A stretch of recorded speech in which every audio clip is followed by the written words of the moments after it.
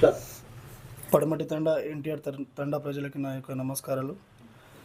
నాకు భారీ మెజారిటీతోటి విజయం అందించినందుకు చాలా సంతోషంగా గర్వపడుతున్నాను.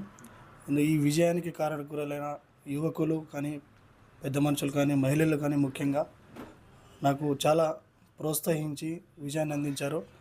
దీనికి కారణం నేను దాదాపు 3 నుంచి 4 సంవత్సరాలు ప్రజాక్షేత్రంలో ప్రజలలో తిరిగి ఆదరణ పొందాను.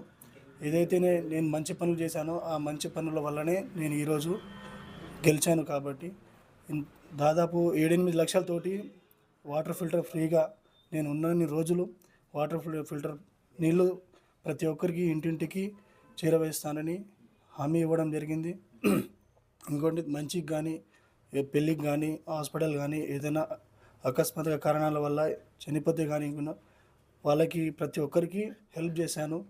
ఇంకోటి ప్రతి తండాలలో కూడా ఏదున్నా చిన్న పెద్ద అని తేడా లేకుండా ప్రతి ఒక్కరికి పిలిస్తే వెళ్ళి వాళ్ళ సమస్యలు తెలుసుకొని పరిష్కరించాను. కాబట్టి ఈరోజు నాకు అంత మెజారిటీ, భారీ మెజారిటీగా 176 ఓట్లతోటి భారీ మెజారిటీగా నన్ను ఈరోజు ప్రజలందరూ ఆశీర్వదించారు. కాబట్టి ఈరోజు నేను పడమతండా గ్రామ సర్పంచ్గా గెలుపొందాను.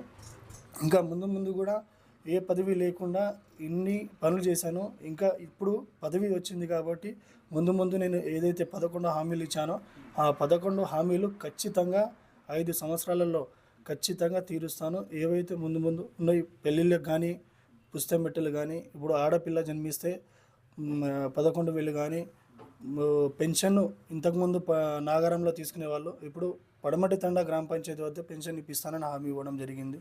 ఇంకోటి ప్రతి విలేజ్కి ఎంట్రన్స్ పడమటి తండ కానీ, ఎన్టీఆర్ తండా కానీ 2 తండాల ఎంట్రన్స్ గేట్ వేపిస్తానని, కమాన్ వేపిస్తానని హామీ ఇవ్వడం జరిగింది. ఇంకోటి అంగన్వాడీ స్కూల్ కానీ, లైబ్రరీ కానీ అవన్నీ చాలా ఉన్నాయి. అవి కాకుండా మిగతావి కూడా నాకు తోచినంత నా ఆలోచనలు ఉన్నాయి.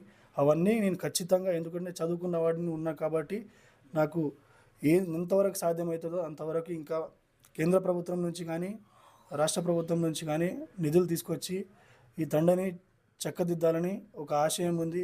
యువకుడిగా ముందుకు వస్తున్నాను. కాబట్టి మీ అందరూ సహాయ సహకారాలు ఉండాలని మీ ముందు ఉన్నాను.